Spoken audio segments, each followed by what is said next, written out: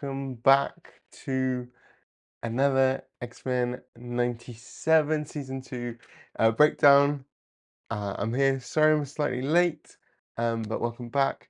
Today, what we're doing, we're going to be talking all about episode 4, which is Rise of Apocalypse Part 2. Exciting stuff. Um, Part 2 of a cliffhanger, I suppose. But before we get uh, into the breakdown itself, just want to say hi to everyone. Hope everyone's doing well. Hope everyone has had a good week. Um, yeah, hope everyone's doing well. I can see in the comments that James Abel was here. Hi, James, and hi, Karen. I hope you're doing good.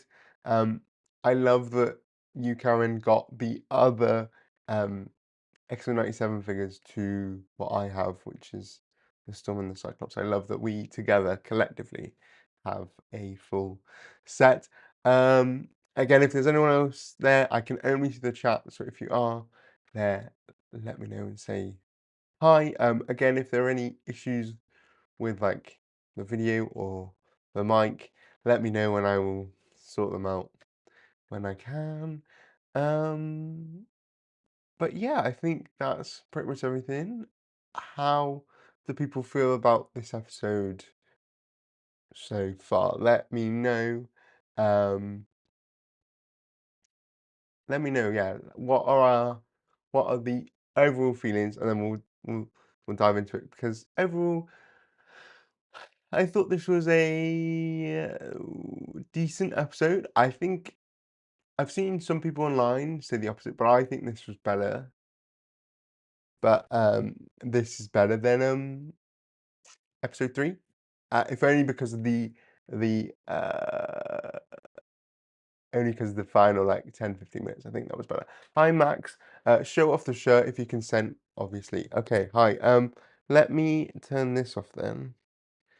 It is a excellent shirt that has a bunch of Jim Lee designed X-Men. So we got Beast, Rogue, Colossus, Wolverine, Cyclops, Jean Grey, and Storm. And it just says X-Men at the bottom. Um, I actually have, well, I was gonna say, this is not I have two, well, we have two, me and my partner. This is his extra large one that he has, and I have a medium, but I couldn't find mine, so I'm wearing his today. But yes, it is an X-Men shirt, of course. I need more because I feel like I obviously want to be on brand when I do videos. Um, And I sometimes feel like I've rotated through them all several times. I'm like, I need to get some more. And I know like there's been some more that have come out with like X-Men 97 Season 2, but I'm really, maybe this is me just being like fussy, but if I'm getting a t-shirt and like an X-Men t-shirt, I would want it to be like comic based. I don't want like the animated, like I don't want an animated one, if that makes sense.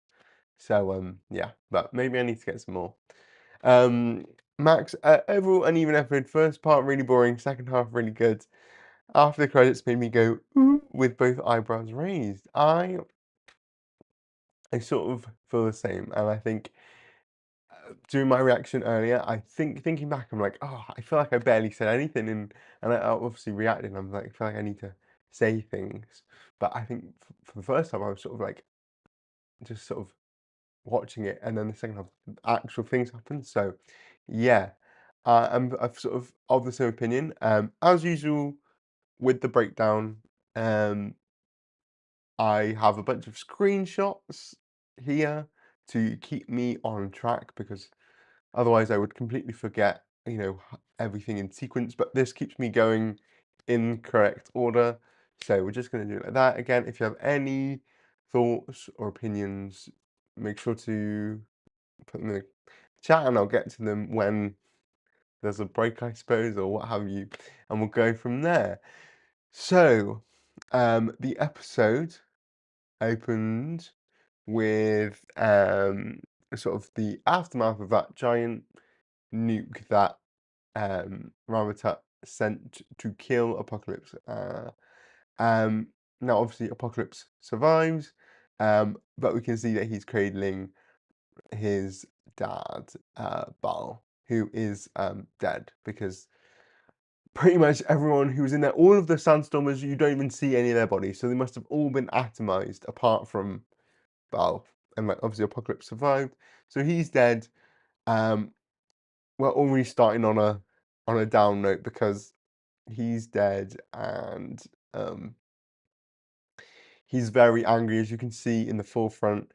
I can't I now can't remember if in episode 3 his eyes are red, but his eyes in this episode are like red. I don't know if that's like just a rage indicator. But so Ensabano lives. He's very angry and very upset, of course, because his dad is dead.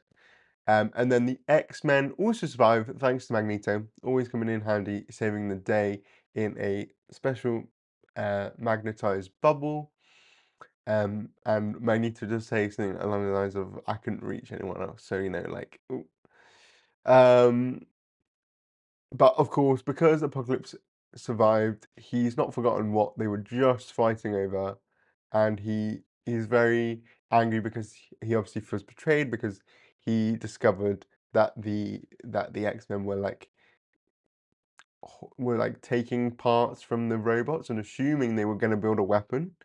And so he felt like he'd been lied to, and that Magneto saying all these things about, what we have to do as mutants, blah blah blah blah blah, was a lie.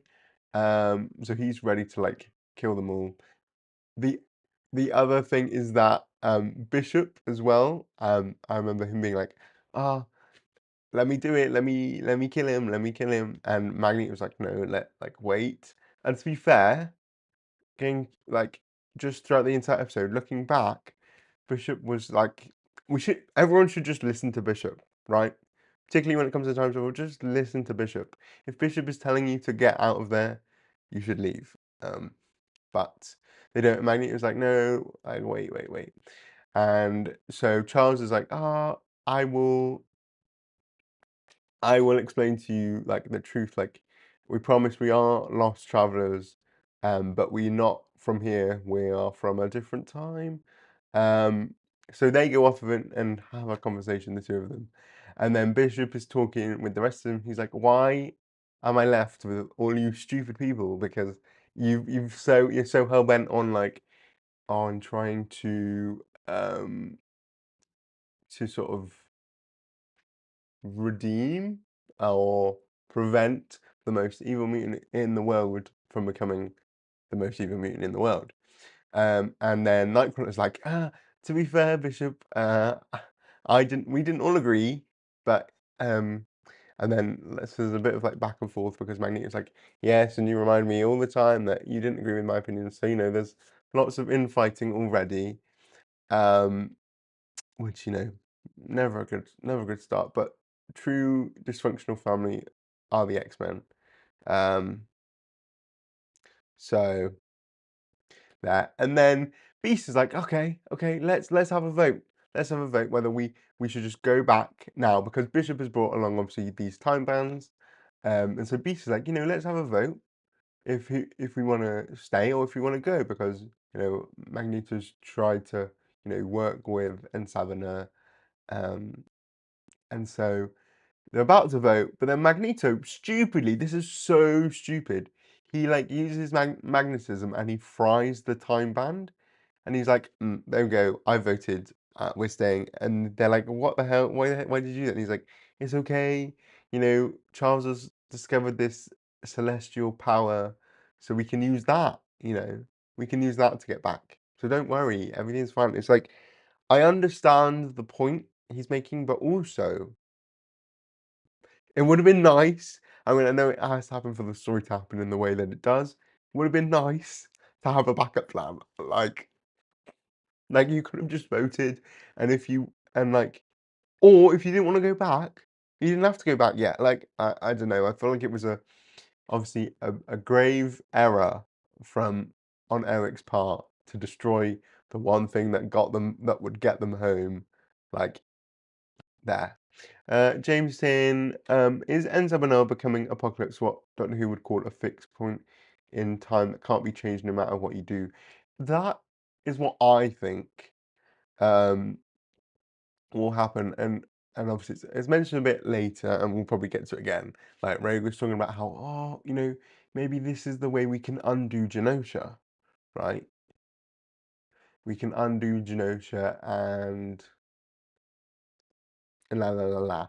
But obviously Genosha, the whole like destruction of Genosha was also established to be a fixed point in time because Cable tried to go back in time and stop it, and every time he got like pulled away, and like we saw the Watcher watching.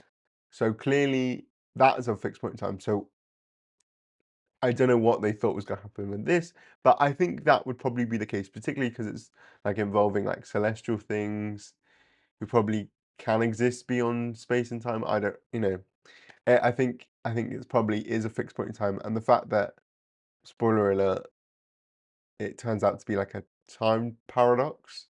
Um, yeah, like as if this was always supposed to happen.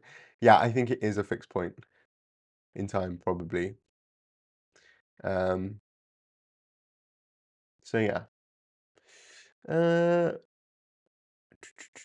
so anyway, so that's happened, and then Professor X explains to N7, oh yes, we're from the future and we're the X-Men, and in our time we try to work together to make a better world, blah blah blah. And I always am like, well, surely this is breaking the timeline. Like I remember last episode, Charles was so worried, like, oh, I can't use my telepathy because what if it messes with the timeline? And now he's just actively telling Apocalypse about the future, you know? So that that seemed a little crazy to me. Um, Also, hi Karen, demerits for lateness. Okay, okay, fine, 50 demerits. I'll take that. Oh my God, Karen, you're Professor K. Anyway, so then Apocalypse agrees to have his mind read because Charles can sense that the celestial power has actually called to Apocalypse. So he's like, "Oh, if I read your mind, we'll we'll um we'll figure out, where this power is." And so we get a look at baby and Sabina. Um, and I knew the lips were always part of it, but the fact that the eyebrows as well, gosh, he's always been with those crazy eyebrows. Very cute baby, but he was left to die in the desert by his mum. Then we see him sort of growing up as a child, being a slave, and then being sort of used to build statues and whatnot because of obviously his mutant strength. Um, so very dark and depressing times for En Sabino in his childhood. Um, and then at some point we see that he's looking up to the stars and he sees 6 stars in a row that obviously look like the head of a celestial, and that's when the celestial called out to him. So it's all linking together there. Um, so then they all decide together to go on this journey to discover this lost temple where the celestial energy is, which is where Apocalypse is being called to. But also the X-Men want to go as well, because they need this power to time travel back to the 90s. Um, so they go on their own little road trip, which is kind of crazy to think, like, all the X-Men and then Apocalypse too. Like, it's just funny, you know. I suppose this is, as I said, I think last live stream, this didn't happen at all in the Rise of Apocalypse miniseries, and is in fact probably more inspired, you could argue, in the Apocalypse Wars event from 2016, which is itself a synergy event that for X-Men Apocalypse. Um, so yeah, and in that the time displaced X-Men that were in the present, along with Evan Sabano and Oya and Laura Kinney, they all time traveled back to the past, and they met like young Apocalypse when he looked like Evan. So I suppose that feels the most similar here. Um, Again, maybe another another paradox because the Rise of Apocalypse, I suppose, had to, the miniseries Rise of Apocalypse would have obviously inspired the X-Men Apocalypse movie to some degree, and that led to the Apocalypse Wars event. Um, and then that Apocalypse Wars event inspired this. So really, it's a circle or something. That's not really a circle, but you know what I'm trying to say. Um, Apocalypse with his men on horses. The guy has a type. True, I didn't even clock that. And some camels. Oh, no, he's riding a camel. He is riding a camel, and as is Beast, and the rest are riding horses. Oh, didn't I didn't think about that. This picture also might be a reference to Seven Samurai. Um, yes, I'm going to nod and pretend I know what that is. If someone could please enlighten me on what Seven Samurai is. I feel like I've heard of it before, but like, is that a comic or is that something? Someone can let me know.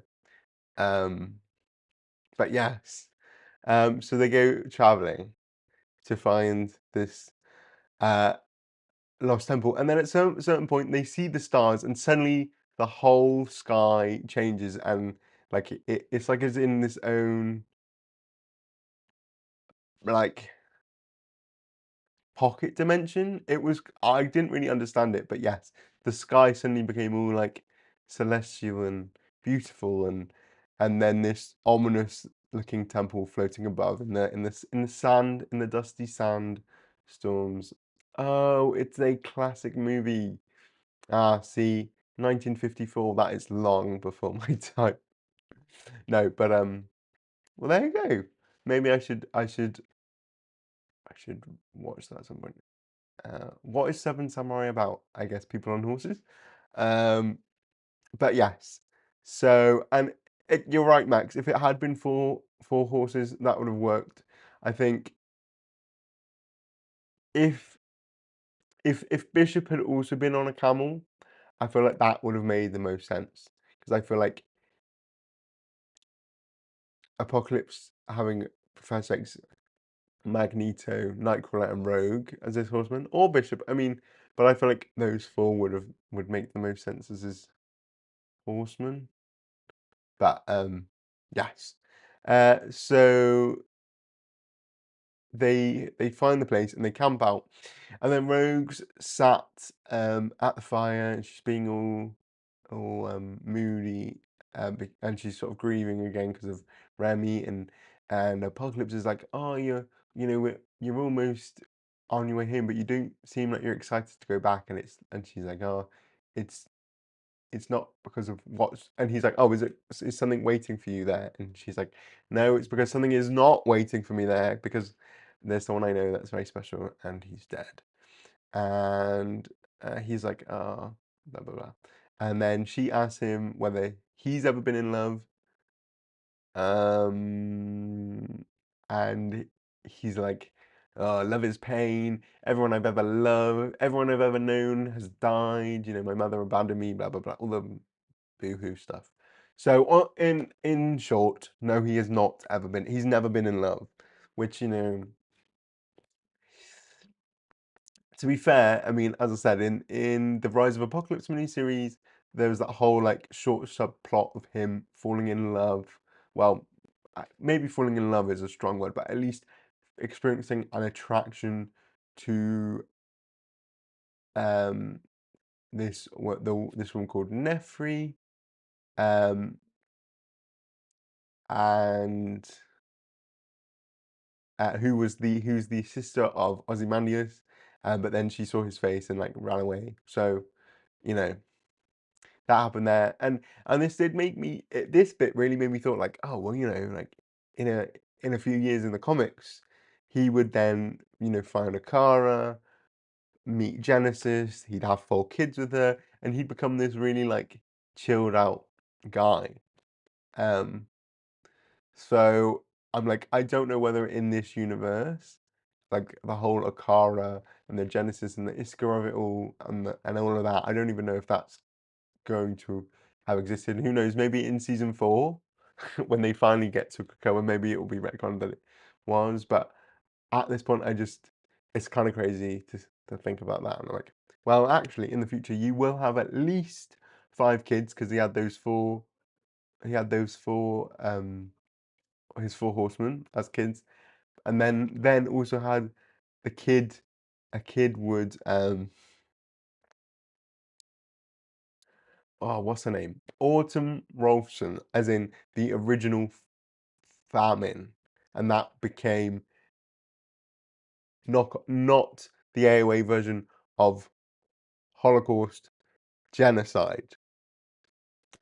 Is that name even better? I don't think so. But yeah, so he has at least 5 kids. So yeah, I just thought that was a funny little thing. But yeah, so essentially he's like, no, I've never been in love, and Rogue's like, well, I hope you find love someday for all of our sakes. And it's like, girl, isn't that ominous? If he heard you say that, he's gonna be like, what do you mean by that? But there we go. Let me catch on the comments. To be fair, most of X-Men was also before your time. Okay, okay, yeah, at least for 30, 33, 33? No, no, 30, 39. 38 years of X-Men. Hey, we're almost. I've almost been alive more than like X-Men has. Oh, you know what I'm trying to say. X-Men has almost been going on. I've been alive almost more of the half. You know what that thing. Um, X-Men came out 9 years later, 1963. True. Um, but most of the X-Men movies were only one X-Men movie came out before I was alive. So that's got to count for something, right? This original animated series, though, I didn't exist. Um, would have loved if after Rogue asked him, Apocalypse just lay down on his stomach, resting his chin on his hands, going, "Well, what like this? Well, that was Kevin." And then it just turned into a sleepover montage. You know, that would have been fun. And they got pillows and they like had a pillow fight in the sand dunes. You know, well, maybe season 3. You know, Bishop was so annoyed. I agree, Karen. Bishop was so annoyed, and he was right to be. He was right to be. I always think of Oscar Isaac Apocalypse saying, "We will build a better world." Yes. Oh my God. Every single time, he he's saying the like crash against the man be broke. Yeah, and all that stuff. I'm like, it literally. Obviously, they did get it from the. I think they for the X-Men Apocalypse film, they got that from the original animated series, so it's just like a loop. But like, yeah, every time I sort of knew what he was going to say. Um, so yeah, I did like that. Um, so anyway, next thing is that somehow Ramatut has his own like Cerebro being helped here by as we talked about last episode, Kandra. He has his own Cerebro in the past, and he decides to have a little astral plane conversation with Charles Xavier, and he's like teasing him, and he gets really like this is not how I expected Ramatut to be, but he's very like mischievous. Like, and the voices and the way he talked was so quick and like so like just like so mischievous, you know what I mean? Which I didn't expect from Ramatut. And essentially he taunts him going, "Oh, do you want to know what's in the lost temple?" Blah, blah, blah. And then they end up actually meeting in the astral plane, and Ramsut's like, well, Charles realizes, oh, you want the celestial power for yourself, and that's why you tried to stop Apocalypse with the nuke. Um, and he was like, yeah, because then if I had the power, I could like take over the universe, blah blah blah. And then Ramtut like sort of does the reveal, does a reveal here that he is Kang, which obviously if you've read the comics, you'd know already, but he does make references. He's like, oh, sometimes I'm known by Kang, sometimes I'm known as Nathaniel. So many Nathaniels. So many Nathaniels. Nathaniel Essex, Nathaniel, like, um, Nathaniel Summers, uh, Nathaniel Richards. And then he's like, oh, Kang or Victor, blah, blah, blah. And then it gets this weird thing of like, it's almost like the other versions of Kang are like, I don't want to say multiple personalities, but they're like other voices in his head, which is odd. I'm not like a Kang, um, I'm not a Kang person, I don't know what's going on there. But um I guess this is how it works here, is that he's aware of his future selves. And yeah, so it was like a weird thing of like this is where the past and the future all meld together and it's all one and it was just like, okay, I guess. I didn't really know that's how time travel worked, but sure, because I always was under the impression that like the different Kangs were Kang, the different.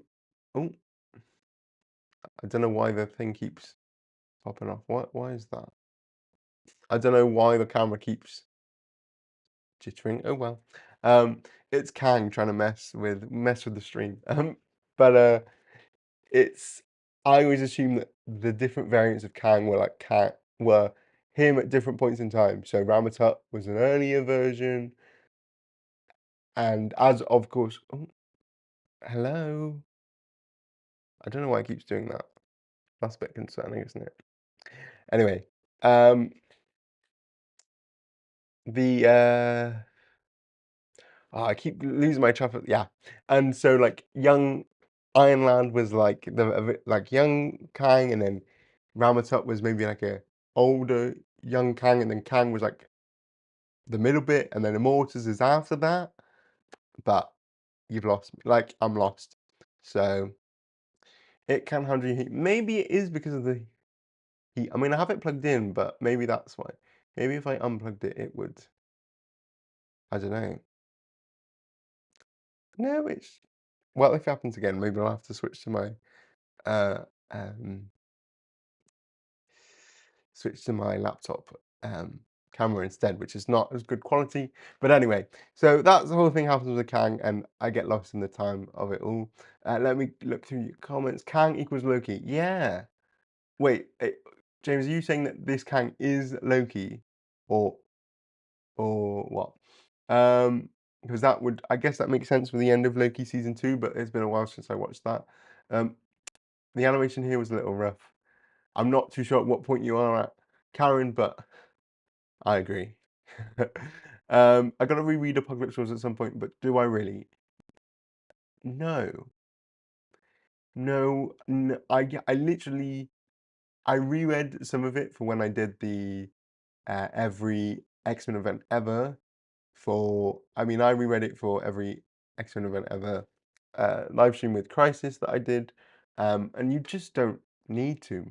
It's all a bit bad or like irrelevant, especially the extra on the X-Men like future stuff. Ugh. Glob Herman, he's in that.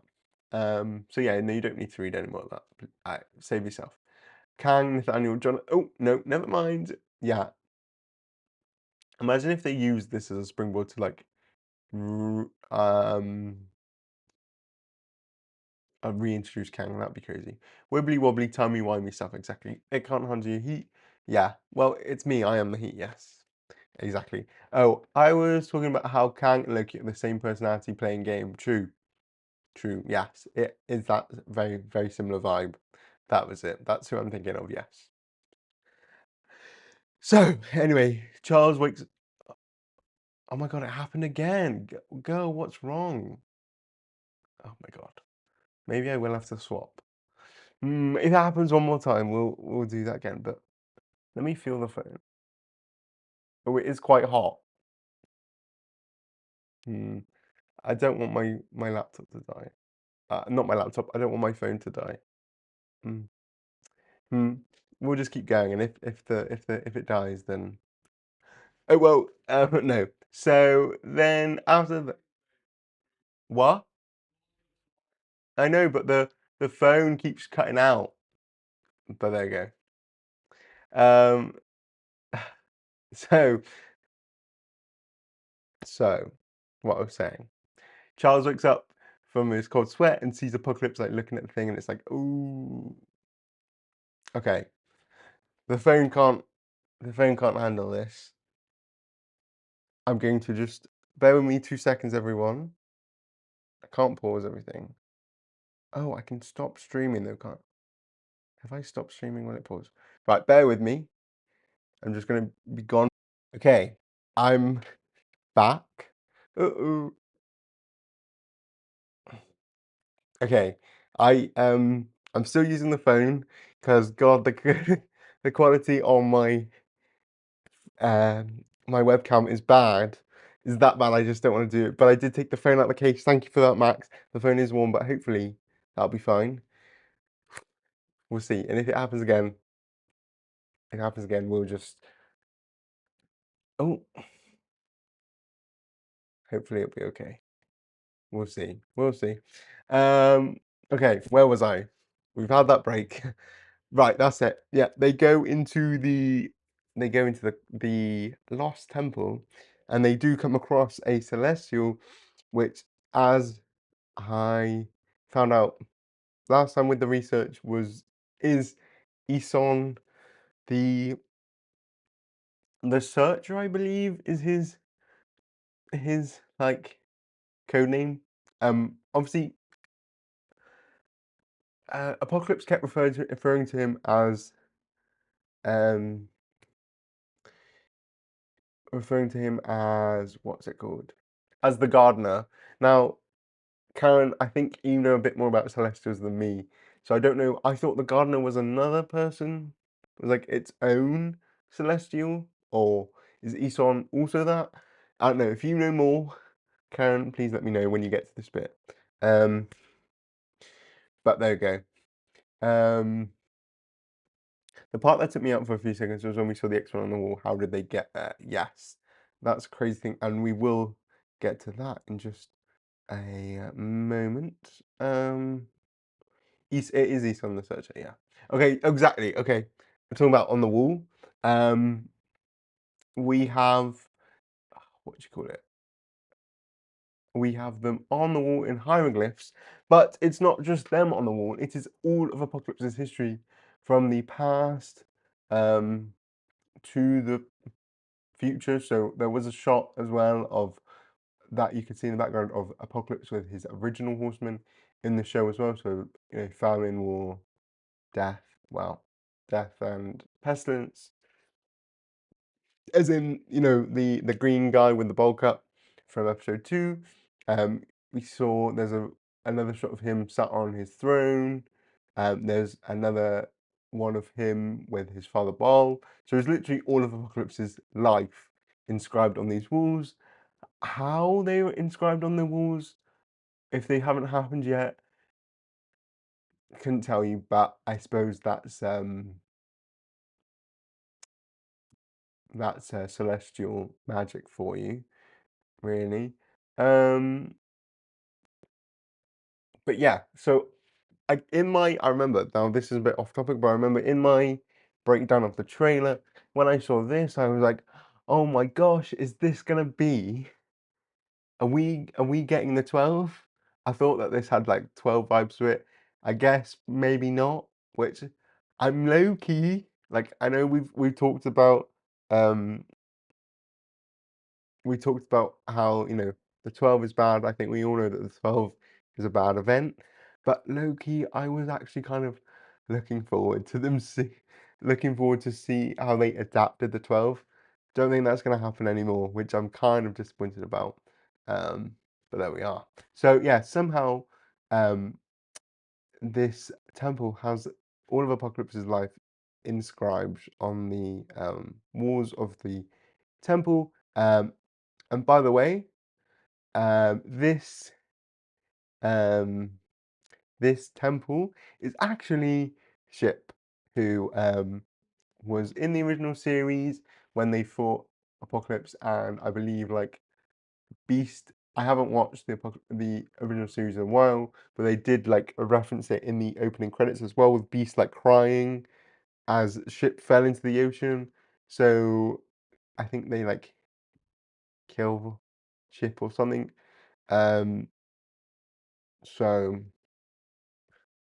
yeah, but at this point, ship has loads of inscriptions um of Apocalypse's life, and Charles realizes too late because he's like, "Oh no, like Magnus, he's gonna realize everything," and he does immediately go, "This is my whole life, and you've been trying to stop me from becoming what I'm meant to be, which is Apocalypse." So has a bit of a fight with with with Charles and Bishop, completely like knocks out Bishop. Like, love Bishop, but really he did kind of seem like he did kind of seem like a bit of a flop this episode. I mean, I think he was right, but like in terms of his fighting ability against Apocalypse, immediately wiped out. But was pretty much so was everyone. Um, so he suddenly then there's like central podium transforms. It's like made of like some special sand and like transforms into a giant apocalypse head. And inside is like I'm going to say a life seed. It might be just a celestial seed, but I'm gonna say it's a seed of some type, and maybe it's just a celestial seed. That Apocalypse was going to touch, so he can ascend to become Apocalypse. I will also say this Apocalypse head is kind of crazy, but it makes me think of in the Blood of Apocalypse series from 2006, or Blood of Apocalypse like arc from 2006, the Peter Milligan run where Gambit and Polaris and Sunfire become horsemen. In his like flying Sphinx, the engines of his ship are these Apocalypse heads. So I wonder if that's a reference there.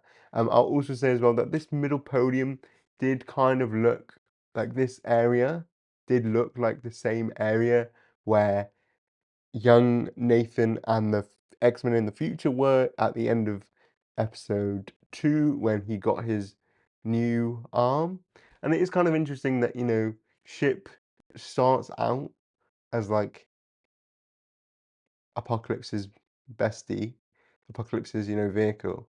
But then, by the year 4 3,960, Ship is like, "Oh yay, I'm here with Nathan." Again, another sign like, time travel and like time is just crazy. So yeah, pretty much that. Then the rest of the X-Men do catch up to Apocalypse just before he's about to touch the seed. And so they have a fight. Rogue does knock him out for a second, which is fun. But then he easily like defeats Nightcrawler. He breaks his arm, which is painful, I suppose, or dislocates it anyway. And he takes out Rogue, and he's even able to stop Magneto. Charles uses another lame excuse of like, "Oh, his mind is too full of rage. I can't stop him," which I just feel like is so like plot. Like, can you at least like do it, but then him like push you out? Like, I don't know. It just felt a bit like that. But anyway, they're fighting, but they can't stop him. So he grabs the celestial seed and then um is transported to this other thing where he's talking to Eson again, and he is told that he will become eternal, and he like gets enveloped in this like red crystal. He like sort of becomes the red crystal, and it is transformed into his apocalypse self, um, which is interesting. And then and so they're like, "Oh, well, that's not good." And so Beast, comes to the rescue and is like, "Look, I stole some parts from Ship. Hopefully, Ship doesn't mind. Um, and I fixed the time band, so we can all go back now. Let's all go back now before anything worse happens, you know." fair enough. And and Magneto and Rogue and Beast are like, but actually we shouldn't go back because, we were clearly predestined to do this. Like this was always supposed to happen apparently. So maybe we're destined to stop him as well. And so Magneto's like, oh yes. Um yes, yes, yes. But then he uses his magnetism to turn on the time bands and force everyone else back to the present because he's like, this is my problem. This is my fault. I like believed we could change Apocalypse and clearly we can't. So I'm gonna be the one to stop him. Very self-sacrificing. So they all get sent back, apart from Charles, who grabs onto his cape and manages to stop himself from getting teleported to the present or 1997. Um, and so it's the two of them versus Apocalypse. Um, um, and also like Apocalypse comes out of like the red shell and shows himself there. I will also say, as Karen noted earlier in the comments, about the voice acting for Apocalypse, it is a different voice actor to the N Sabanar voice actor. And the person who voices like Apocalypse is actually the same guy that voices Professor X. Um, so yeah, and I think Karen is like that. You could kind of hear it. Um, but I think, and I'm pretty sure this is just a random side bit. I think the guy that voices Professor X and Apocalypse also voiced Red Skull in Avengers Endgame. I know that's just so random, but I think I've heard that somewhere. So yeah. So it's Apocalypse versus Magneto and Charles, and we get to see Apocalypse doing his whole goofy shape shifting sort of thing. He creates a drill. He creates guns. You think that's one thing about Apocalypse nowadays. Other than like he literally never does any of this anymore. The last time I can think of, he did it once in like the Herald of Apocalypse one shot that Al Ewing did, but other than that, he like just never utilizes, like, I guess it's never been like clarified what his mutant power or mutant powers actually are. Um but yeah, I just thought that was interesting to see that again. Um Let me just go back through the comments because it's been a while. Uh,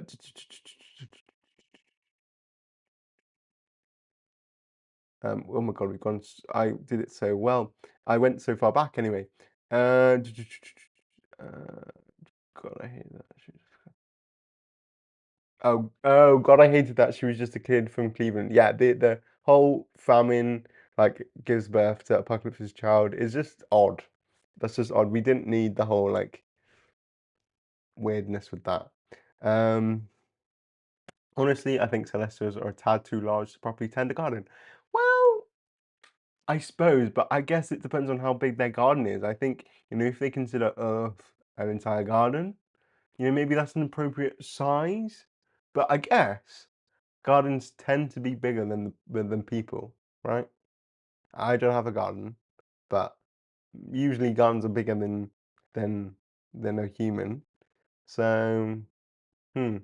Um, for a second, I thought we were going to get an Age of Apocalypse with them in the past. Oh, wouldn't that have been cool?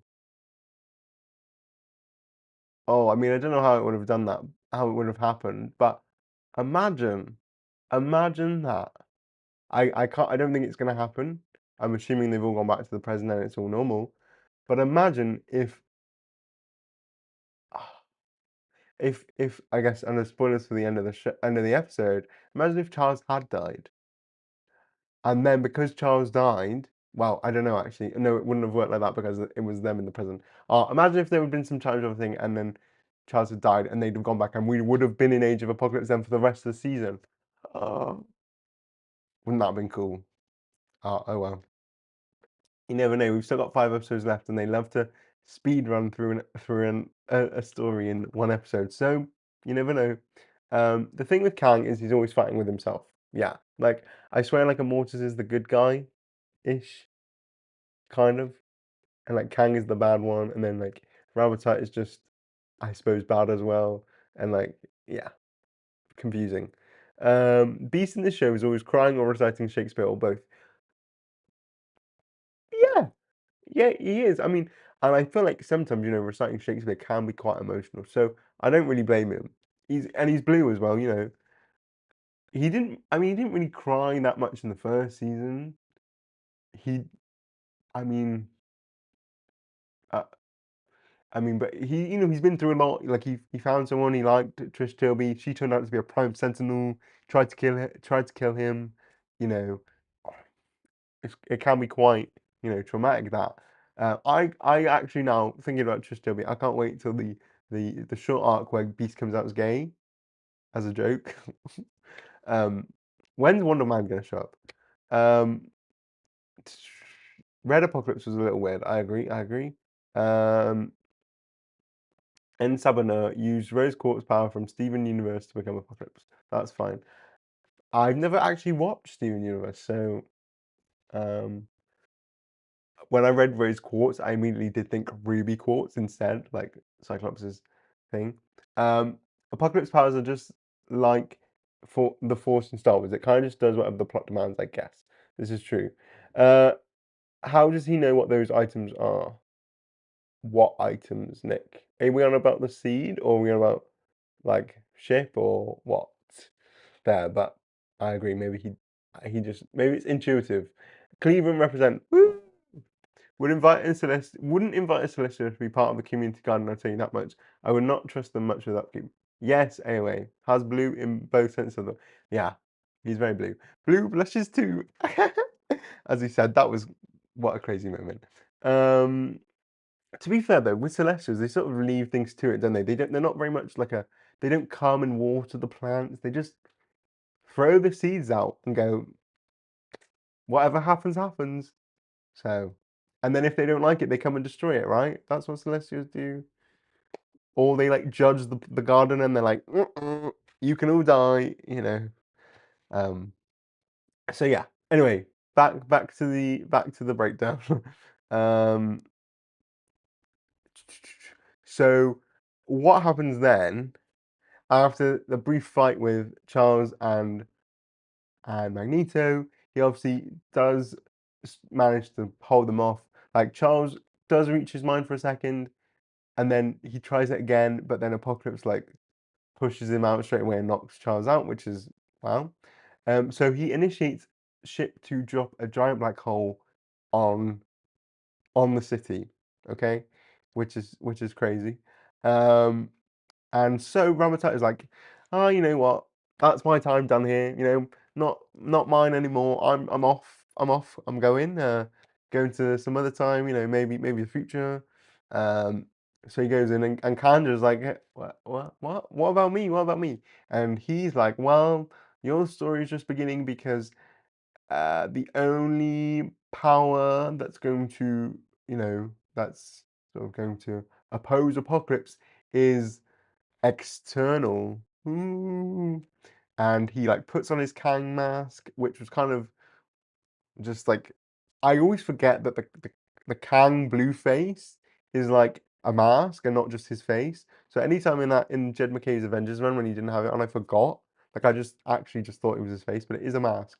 So and then he like becomes Kang, I guess. It's interesting because again, I thought Kang and Ramatut were separate points of his timeline, but so he just goes away and Kandra's like left there. I'm assuming she survives, obviously because she is, as we said, an external. Um, let me just. I did have some photos. Obviously, Kandra again, external. Um, obviously, the externals are a whole group of mutants. Um, we've got here. Gosh, can I even remember them all? We've got Kandra. We have Celine. We have Gideon with the ponytail, and then the others that no one really cares about. But I think there's 12 of them. and they're all immortal.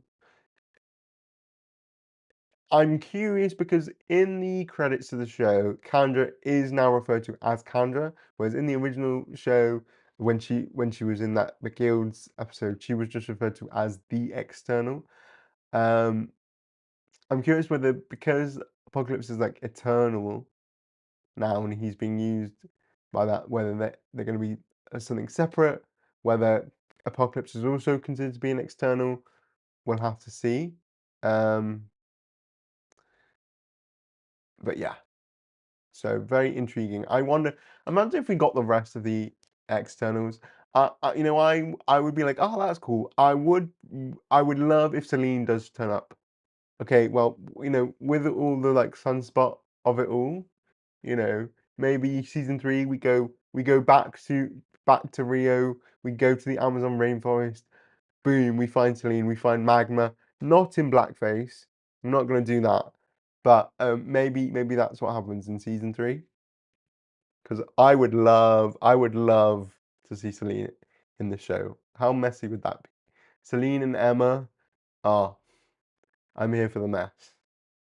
Um, so yeah, anyway, so clearly Kandra has a bigger role to play at some point in the future, and I'm assuming she will survive.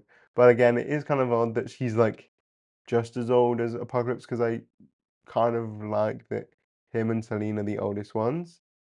Um, but there we go.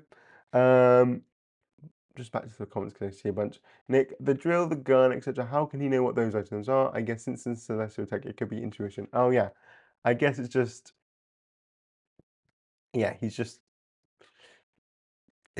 what it just like forms with what he wants to do. He wants to kill people, so boom, here's a drill. Boom, here's a gun. To be fair though, Ramatut's men in the previous episode did have like laser guns, so maybe he knows, maybe Ensabana knows what those are. Um, but yeah. Oh, Kang was like by yeah. Oh, Kang was Kang when he decided to go back to Egypt. Ramatut was just a cover for the time. Okay, I get you. I get you.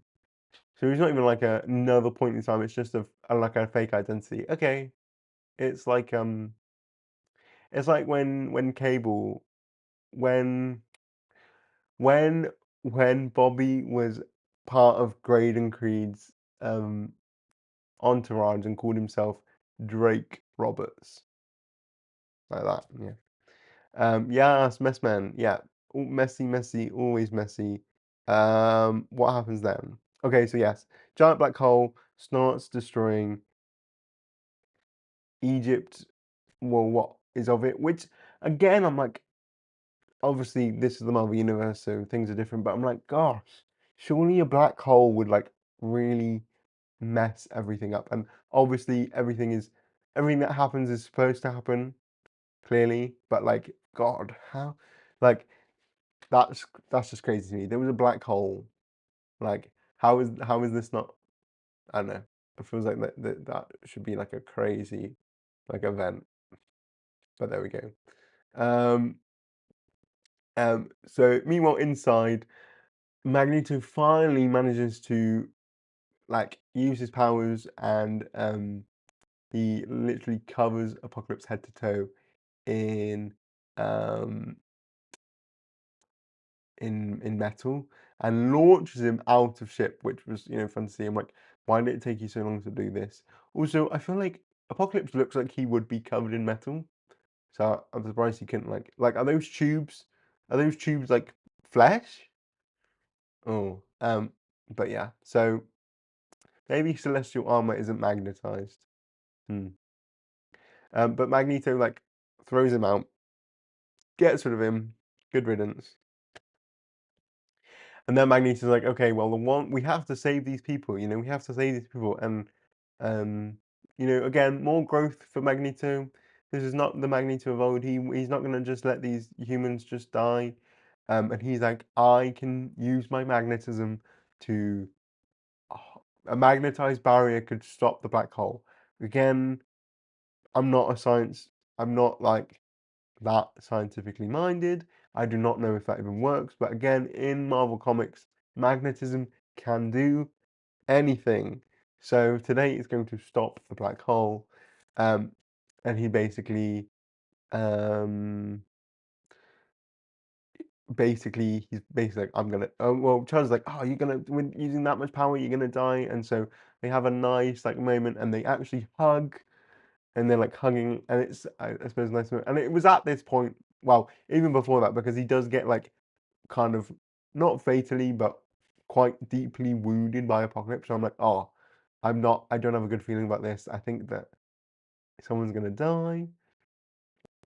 And so they hug, and he's like, you have to live on. You have to, don't go back to the present and just cry. Do things, take action, do things. And that's you.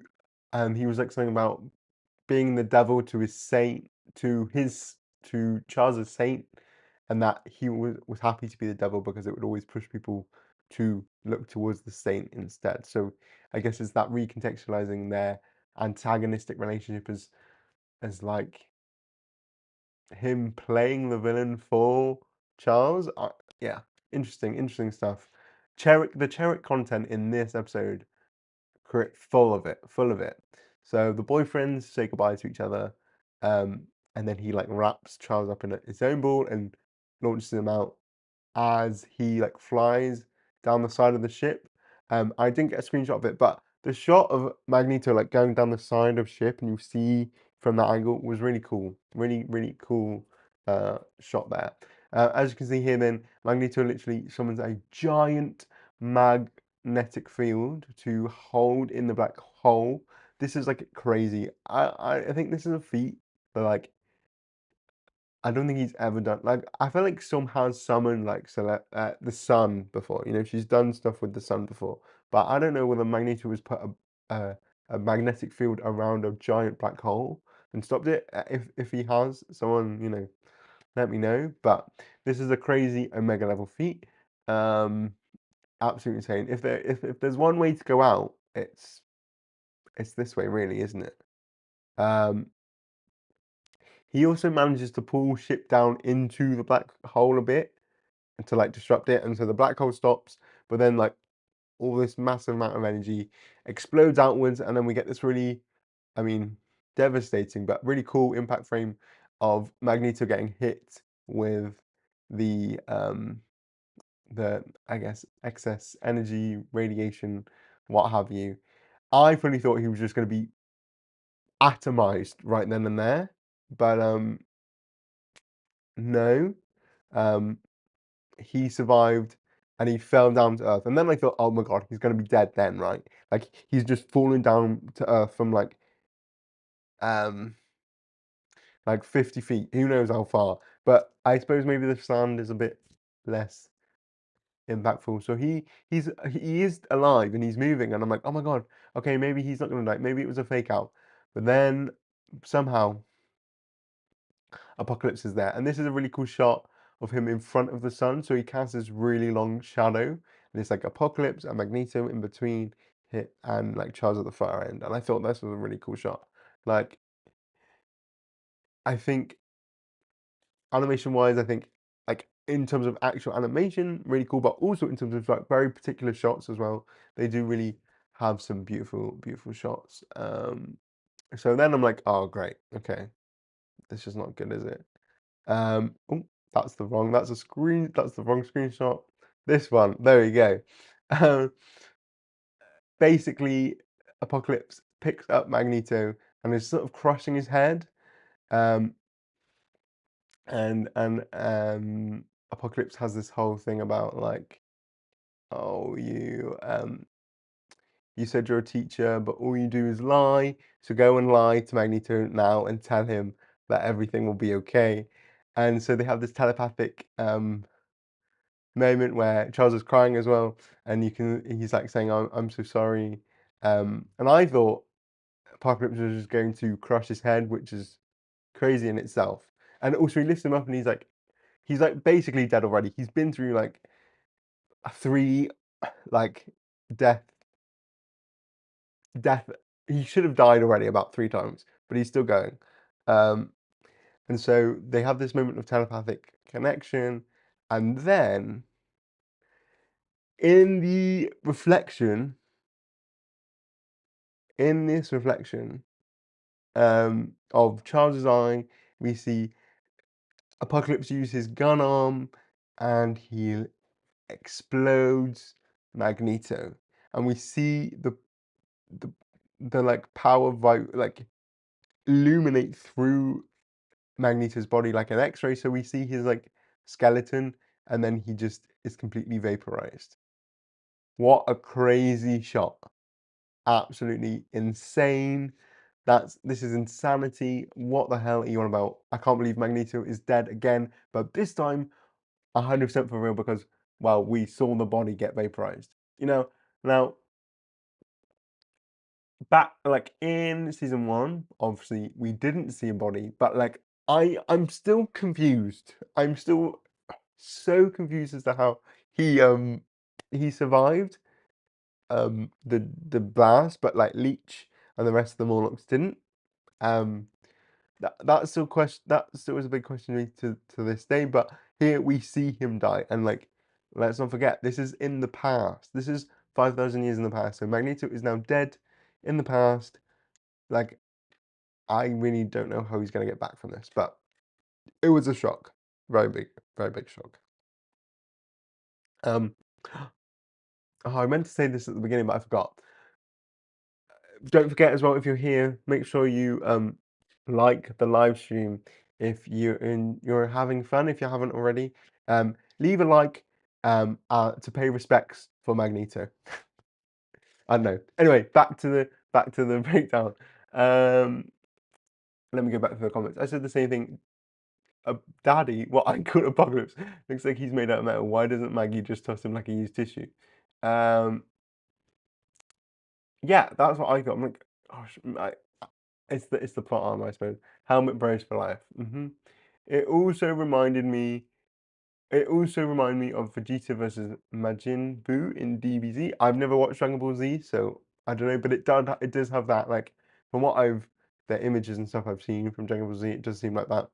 100% thought Eric was dead when he fell. Yeah, every time it was like, oh, okay, he's dead now. Oh, he's dead now.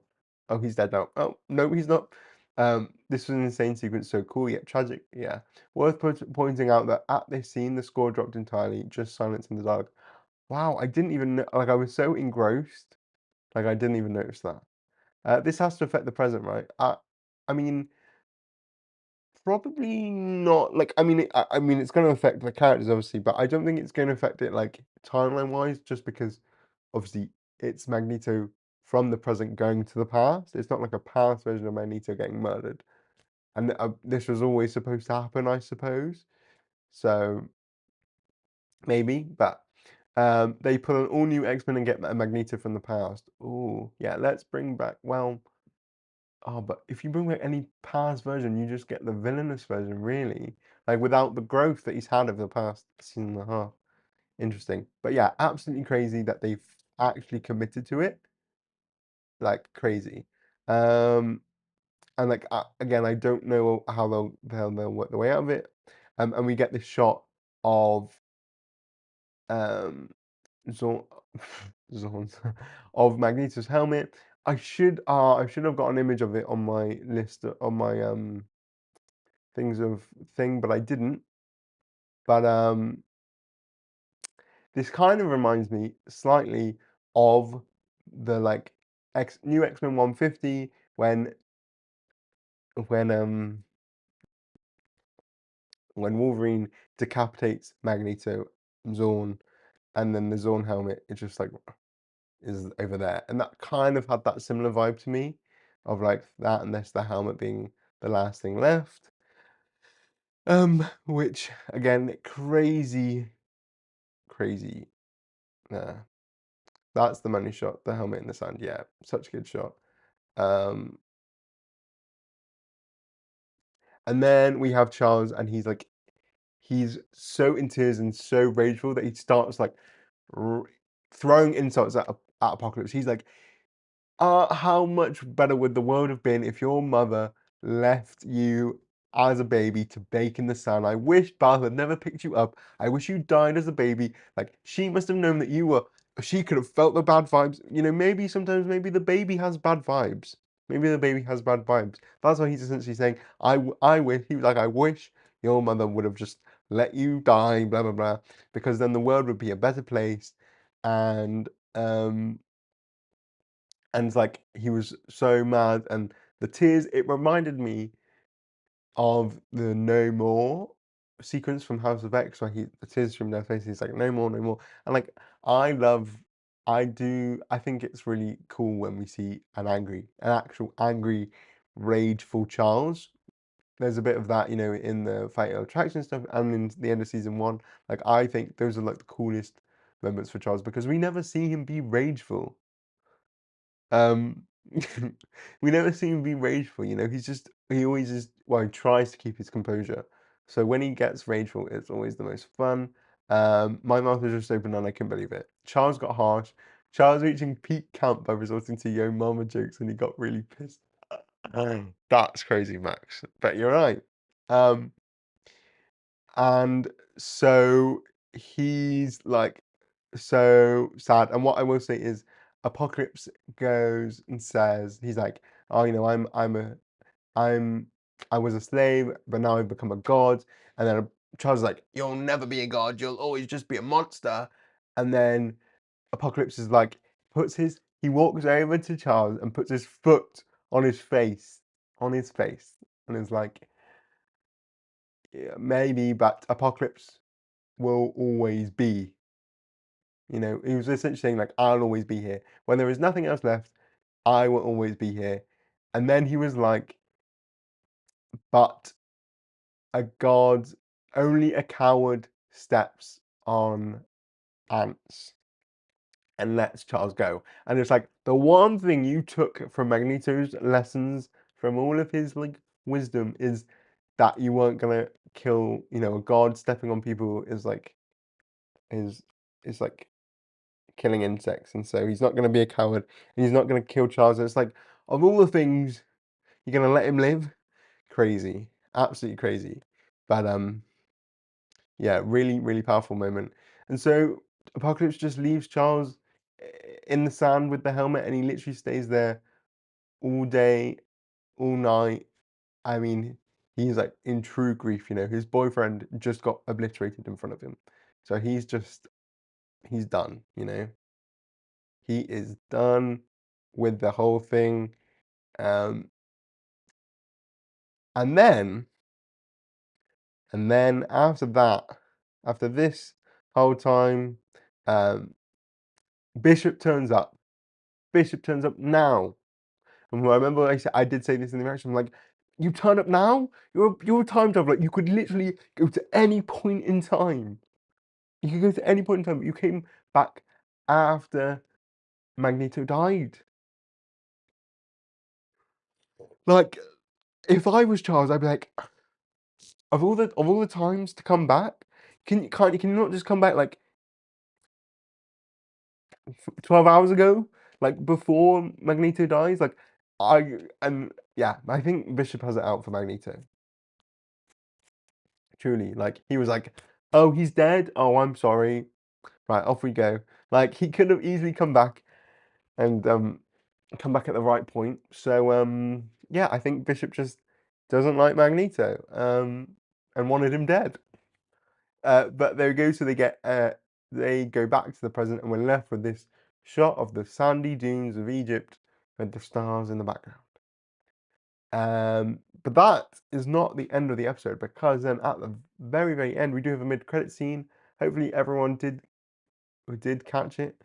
And it is Wolverine with Black Widow and Captain America. Now, this is very obviously a reference to the cover to on any issue of 200 Uncanny X-Men issue 268, which is where I believe they go to um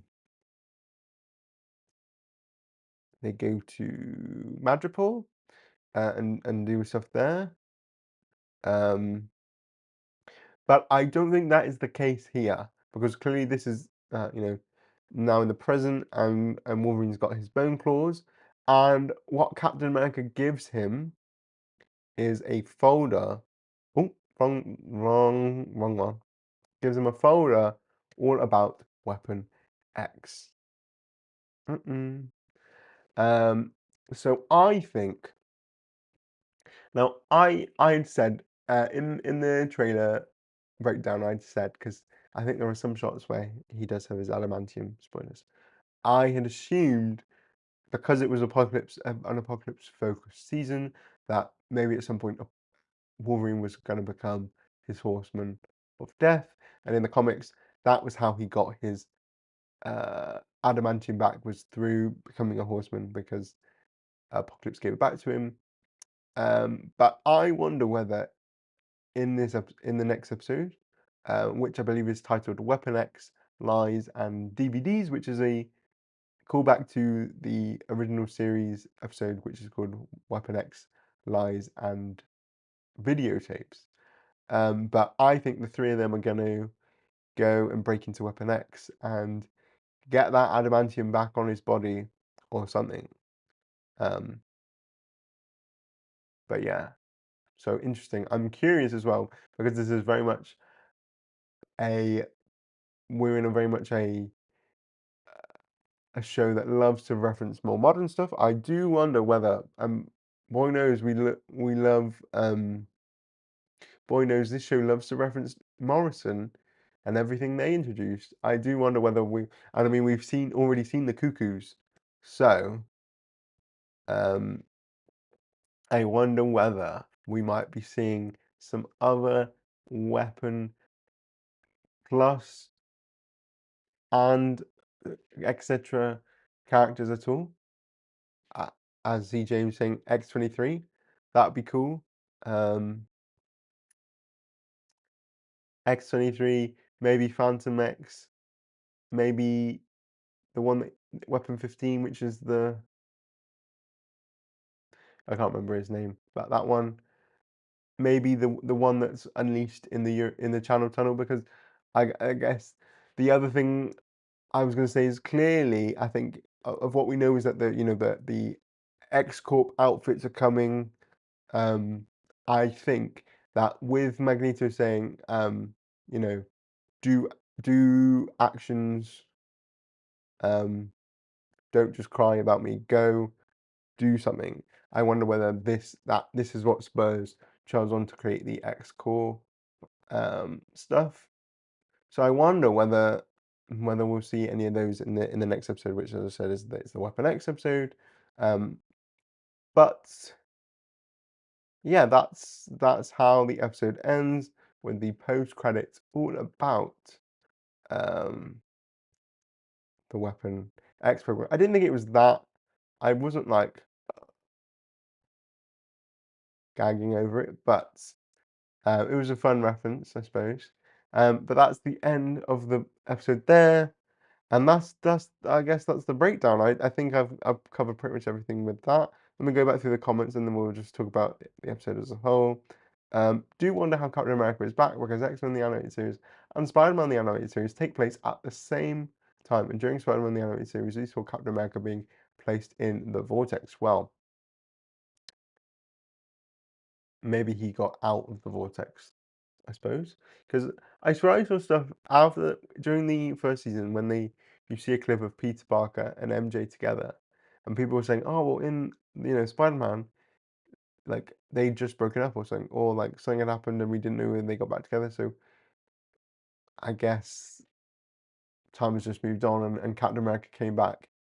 Um, the after credit scene is also an Easter egg for X-Men the Animated Series Season 5, Episode 11, Old Soldiers. Now, is that the last episode?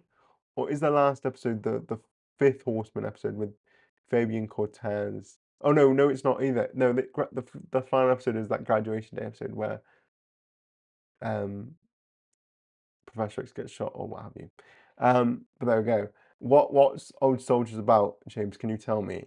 Again, I never got as far as season 5. Looks like next episode will be a filler episode. Surely it'll be better than the Mojoverse one of last season. I'm hoping. I'm hoping. I think part of the problem that the Mojoverse episode had was that, um, it was like it was split between that and Life Death, which again, I think was a mistake, and I did read stuff that said that the creators didn't intend for Life Death to be split into 2, but that they wanted it to be, like, the executives or what have you, or studio people wanted it to be that way, so it was done. Fingers crossed it'll be better and a bit more interesting, but I'm um, I'm curious. I'm not, like, hyped for it. I really wanna get back to, like, the present day stuff. I know obviously we have things like Danger coming up and the X Corp stuff. I'm excited for all of that, but I'm curious.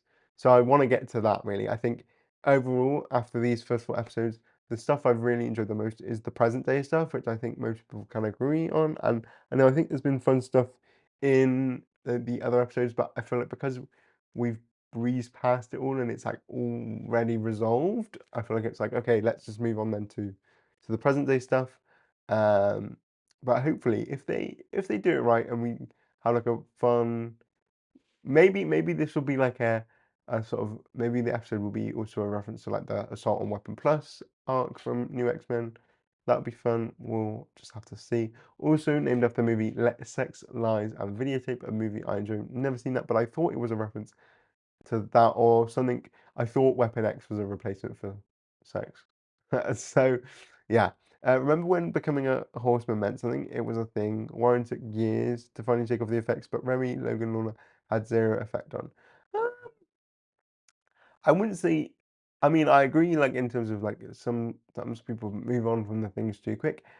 I can't really remember much about Logan being the horseman. I mean, that was during the 12, so like all of that can just be woof. But like Remy, I mean, the death persona kept coming back. So, um, there was a whole bit on Utopia where he was struggling with that, and then it was during Second Coming, and they were in limbo where it like actually came back, and he was turning other people into like death horsemen people. So yeah, I mean Lorna, yeah, for most people it doesn't, but there's been some exceptions. I mean. We haven't had any other horsemen other than the original horseman since then. I guess Banshee remained like a half dead zombie for ages. Um, so yeah, so we'll see. Old Soldiers was a World War II flashback episode with Wolverine and Captain America teaming up to stop Red Skull. Oh, that's fun. Who do you think will be in Wolverine's team? Maverick, Creed, Deadpool, Puck, Dupe? Hmm. Oh, I think. Hmm. I think. Why would Sabretooth be there? I can't remember how Sabretooth ended up in the original series. I just remember in the beginning of season 5, he was pretending he was the Phalanx created a copy of him so he could be arrested by the X-Men, blah blah blah. So I can't really imagine him teaming up with Sabretooth. But maybe Maverick. I don't know. Maverick, Deadpool. Oh, Deadpool would definitely be a way. Like Marvel would be like, yes, have Deadpool in. Dupe. I don't know. How I wouldn't be surprised if Morph was there just because Wolverine and Morph are like this. Um, so interesting. We'll have to see. I'm gonna say Maverick, Morph,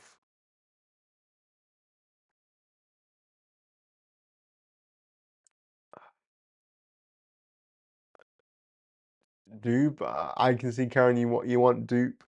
Maybe Duke will be there. I mean, Puck would be fun.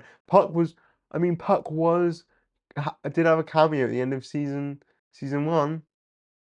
Maybe. Um, Wolverine is wearing the same black outfit he did in the after credit. Okay, that was so annoying with Sean. Don't mess with my Irishman. I know, right? Oh, it was kind of sad that he was the Horseman of Death, like the Death Horseman, and then he was just like a zombie on a button trigger until like Krakoa, and then the man gets skinned alive. Crazy. Just Sean has not really fared well since he died in Deadly Genesis in 2006. He's not had the best of luck with things. I just finished season 5 yesterday. Haha. It really becomes a different show at the end there. And is that in a bad way? No. I haven't watched much of season 5 again. Only the first 2 episodes, and then I watched the like catch up thing Marvel posted on YouTube about like Apocalypse and all of his appearances, which to be fair aren't that many. But I know that in like the episode in season 5, like Fabian Cortez like is used to become Apocalypse. Like he takes over Fabian's body, and that's how he comes back to life or something. Um, but yeah, so we'll see. We'll have to see about next week. Hopefully, I'm hoping we get some fun cameos and a interesting story. Um, and I hope, though, I don't know. I actually don't know what to expect. We'll just have to see.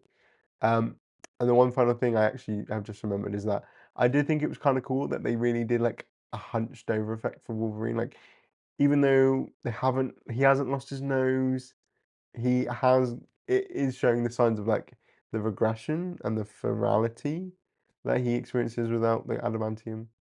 Um, so I thought that was a nice, neat touch. But yeah, that's pretty much the episode complete. Um, is there anything um is there anything else people want to talk about? Or now that we've gone through the whole episode, how would people rate this episode? Like out of 10? I would say I would say I don't know what I said about episode 3 because I think it's slightly better than episode 3. Um, maybe 7, maybe 7.5. Okay, James thinks 7 out of 10. Karen 8.25. Okay, that's fair. I mean, the celestial stuff for you is gonna. Imagine if we had an Eternals um cameo. I think this episode is a 9 out of 10. Ooh, you think I gave episode 3 a 9.5 out of 10? Wow. Did I? I thought I gave episode 2 a 9.5. Did I also give episode 3 a 9.5? Wow. Okay. Well then I guess this is I'm trying that. It's hard to rate because the first half feels really slow and the last half was strong. I guess I'll rate it a fastball special out of 10. Okay. That's yeah, okay, just make up your own rankings, I suppose. You can do whatever you like. There are no rules here anymore. Max is just making up rankings. No, that's fair. It is difficult, and it'll be interesting to once the season is done, it'll be nice to go back and rewatch the whole series. Okay. Now I'm trying to think back. How did people feel after 4 episodes of season 1 compared to 4 episodes of season 2? Because I'm trying to remember. Because the funny thing about me watching season 1 and for the first time was I didn't actually watch it as it was coming out until episode 5. Like episode 5 had just come out and everyone was talking about it and I was trying to avoid spoilers and everyone was like, "Oh, grab tissues, grab tissues." So me and Lee were like, "Okay, we have to stop watching the original series and we just have to catch up." So we like basically binge watch the first 3 episodes, then we watched 4, which we didn't enjoy as much, and then we got to 5. Uh, Obviously, I think 5 really was the turning point for season 1, and that's where things like really changed. Um, I think I enjoyed all 3 of the first 2 episodes. I think episode 4 was sort of a letdown in ways, but rewatching it, I don't hate it as much. Um, So yeah, I'm curious how we're feeling. I think Karen season 1 was like, oh my God, they really did it. So this one we're more like, is it going to be as good? Yeah, that's what I'm like. Hmm. I think definitely episode 2 though remains the strongest episode personally. I'm just hoping that when we get back to the present day stuff, we continue with that. We continue with that energy. Um, there was a they did release another like trailer earlier with some new bits that were in the present, so that's got me excited. Um, Really, I think my main gripe with the show, not that well, it's what it is just I wish we had more episodes. Like even if we had 15, like just wish we had a bit more time to go through things. And I don't know if anyone else has seen, but uh someone from Marvel said they want to have 10 seasons of X-Men 97. 10. How are we like we're gonna run out of stuff to talk of like stories to adapt by like season 5 at the rate we're going. I mean, so I'm intrigued by that, but yes. So excited. I really am so excited for X Rob. Me too. I think the suits are cool. Though I wish we had like I wish Storm, maybe she will. I kind of wish Storm would get her extreme out X-Men outfit. Ugh. Or like any other outfit. Like I, I like I enjoy her classic, but I'm like, if we're in the 90s, let's update her outfit too. Let's have that the one with the like she's got the bangs in the front and then short at the back. That one, let's have that outfit, or let's have the extreme outfit, you know? I think every season we should just update the costumes. I don't know if that's crazy, but I'm like, yeah, let's let's update the costumes. I mean, I know they're going to the new X-Men ones, but I'm like, let's just keep going. There are so many outfits, we could just keep updating them. But yeah, um, when we get an Extreme X-Men episode, imagine. I don't think we will, but yeah, intrigued, and yes, 10 seasons, so X. So yes, we'll get to season X of X-Men 97. Um, hell yes, on 10 seasons. Yes, why do they always wear the same outfits? I don't know. I'm like, we can, I'm like we also, I kind of, it's the fact that we're also still in 97. Like, are we gonna get to like the year 2000 at any point, or is this, or are all 10 seasons gonna happen in the span of a year? Um, but yeah, hopefully we get some more. Like, I don't know if it costs more because then it's like you have to create a new model. But I'm like, oh, let's do some different outfits. Um, they have to do arena. Do they though? I mean, Callisto is dead, Karen. We can't even have the subtextual, you know, flirtation between Callisto and Storm anymore because Callisto is dead. What do you mean the Egypt gang were in alt costumes? Okay, okay, that's alt costumes is a strong word. The only ones that had actual discern um the only ones that had discernible costume changes really were Rogue, who was in that her orange tunic look from Uncanny X-Men 184 and Uncanny X-Men 183, um, and Magneto in his new X-Men look. Everyone else just in scraps, absolutely scraps. So yeah, they don't count. I mean, the future team had better outfits, um, and it makes sense considering all four of the oops, I didn't break her. All four of the toys, all four of these toys from the X-Men meal, um, are from the future. None of the past X-Men. That should be noted. Um, yeah, bring her back with tentacles. Okay, um we can have her back with the tentacles. Nightcrawler was wearing a very different outfit. Yeah, a different outfit, but it wasn't a comic outfit, and it was ugly. If it's ugly, I don't want it. Beast as well, ugly. Um, yes, this season they're doing good with costume changes, but keep it up. Exactly. I'm like, I don't mind that they're wearing the new X-Men out. Well, they will end up wearing the new X-Men outfits, but like Storm didn't really like. Why isn't Storm in her Extreme one and things like that? I mean, we'll get to that when that happens, I suppose, and we can talk about that then. But also in the future, everyone was wearing different outfits. Yeah, I mean, Kale was wearing a whole different body. That's because he was a child, Max. Did you know today is X-Men Mutant Massacre 40th anniversary? Uncanny X-Men issue 210 came out on July 8th, 1986. And I didn't know that.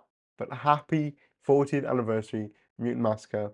Without you, we wouldn't have anything we're discussing today, because without Mutant Massacre, well, I suppose Apocalypse did exist by this point. But without you, we wouldn't have gotten Fall of the Mutants. We wouldn't have gotten any other event. Any other event. So thank you, Mutant Massacre, for existing 40 years ago. One of the best, the first and one of the best. But yeah. Couldn't stand the new X-Men outfits. Lean jean leather pants are good, but yellow jackets, yellow? How wild take black and jacket. See, I don't mind. I enjoy the outfits. My biggest gripe actually with how they're depicted in the show, from what I've seen, I just wish Jean didn't have the bomber jacket and instead had her long black trench coat. That is what, when I think of Jean in a new X-Men outfit, it's with the long trench coat, not with the puffer jacket, bomber jacket thing, you know? So I wish he had that instead, but otherwise I'm okay with it. Now we get an X-Men crossover every 6 months. Well, DNX is coming in 2 months, 2.5 months, but at the very least, it's a 5-issue miniseries happening in 3 months. So we will probably get another relaunch come December or January. But yeah, you're so right. Need the trends. Exactly. That's what that's what it's missing. Like, I always think of that one panel. I can't remember if it's Jean-Paul Leon art or Bosenkovic art. And there's that one panel of her being like that's always what I think. When I think of Jean in the new X-Men outfit, and I wish she had that. Maybe she will. Maybe somehow she'll lose her jacket and she'll have to put on her trench coat instead. But yeah, and we'll get more into that when those happen. Oh, DNX, yes, that's coming. Not Mutant X, not Mutant X. That's quite different. But yes, so I think that's everything. We've gone on a real big tangent about costumes, but I love that. Yeah, I think that's pretty much everything. Um, yeah, I don't really know what much else to say. Thank you all so much for being here. I hope you've had a lovely time. I've had a lovely time talking with all of you. Thank you so much for bearing with my technical issues with the phone, and the camera, and it like overheating. I think it definitely was because the phone was overheating. But good thing it's sorted out. Now I know for the future if it continues. To be fair, currently um, it is currently 20 degrees and it is almost 11 p.m. And I mean 20 degrees Celsius. I don't know what that is in Fahrenheit, but yes. I'm hoping a relaunch sticks. This is going to be a bit much. This is getting to be a bit much. Yeah, there have been times where I've actually contemplated, like, this is crazy for me, but actually contemplated just stopping reading the whole line, like stop purchasing the whole line and just waiting for Marvel Unlimited because it's getting to that point. But I haven't yet. I don't know. I just feel like they had this idea and they thought it was going to work well and it hasn't, and they've just sort of not been able to pivot correctly. So yeah, very interesting. When are we doing Vampire stat breakdowns? Max, well, there's only 2 episodes left. What I will say, the thing is as well, I don't know enough about like the lore of Interview with a Vampire and Vampire Lestat and the Queen of the Damned, blah blah. I don't know enough. I only know the show, so I can't really provide the in-depth discussions that I can do with the X-Men because I don't know nothing about anything that happens other than what I see. But I will say, I've loved the show so far. Did watch um the most recent episode yesterday. Um, very good, very good so far. So love that. They haven't been talking about being They haven't been talking about being number one again in a while. Yeah. Do you remember the days when Hellions outsold the Avengers, and now we can barely get a issue in the top 10, let alone the top. We can barely get an issue in the top 20, let alone the top 10.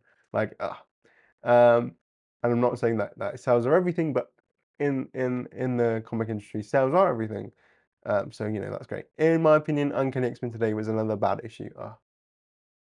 Oh my gosh, I need to catch up with Uncanny at some point. I kind of I hadn't uh Max, I just saw your comment. Hellions changed my life and my legal name, which is now Nanny. Yes, it is hard for me to get a job. Well, please tell me you have an egghead with lipstick. Um, but what was I saying? Oh, Uncanny, yeah. So it's gotten to the point with the current X-Men stuff that I didn't collect. Like obviously I do have a standing order. I have a pull list, I suppose, or whatever. Um, and I hadn't like collected any comics since like February. And so I had to go like 3 weeks ago. I was like, oh, you know what? I'll get them. And I'd seen stuff about the end of the Grey Malcolm prison. So I was like, you know what? We'll get them. We'll catch up. It cost me £75 all the comics. Oh my god! But I sort of caught up, and I was excited because of Monet. And then it turns out, oh no, she's continuing in the prison, sort of. I don't know what's going on there. I will have to catch up, and that's part of why I didn't continue with doing my breakdowns of current episodes of current issues, because I didn't find it enjoyable to break down uh, this stuff. So I've sort of stopped. But when the Hellfire Murder comes out, I will probably do a video on that, and I'll probably do a video about DNX when that starts up. So there will be stuff, but I've just sort of it's harder to talk about current stuff when it's just not as engaging, unfortunately. But yes, I'm also thankful for X-Men 97, um, because people are excited to talk about X-Men. Yes, which is why I'm doing these live breakdowns instead, because it's something to talk about. I only collect trades omnibus, so it's a slow burn for me. Oh wow, Nick, sorry if I spoiled anything about the Grey Mark in prison there, but you'll find out at some point. But yeah, anyway, we've gone way off topic there. So I will leave that there. Again, thank you all so much for coming with me on this live stream. Hope you've had a good time. Be sure to keep an eye out for my reaction videos um will be dropping soon. Obviously, I released my reactions to episode 2 last night. I'm still in the process of editing episode 3. I am super busy tomorrow, so I'm hoping it'll be maybe either Friday evening or Saturday at some point. And then I've also recorded my reaction to episode 4, so I'm gonna hope that comes out either Sunday, Monday, hopefully before the episode 5, and I could be caught up. So yeah, keep an eye out for those when they come out. Also in the process of doing a history of the Horsemen episode. So going through every single Horseman, I feel like it's just very appropriate right now with this going on, and also Marvel Rivals has just announced season 9 with Jubilee, but also there are brand new Horseman outfits for some of the characters. So gonna do a deep dive into the Horsemen, kind of like the Rogan Gambit video I did. But yes, other than that, I will let you all go. Thank you all so much for being here, and I will see you next week, next Wednesday, at some point. It'll probably be around the same time. So yes, um, if I don't see you before, I will see you all next week, hopefully. I hope you all have a great week and take care. Bye.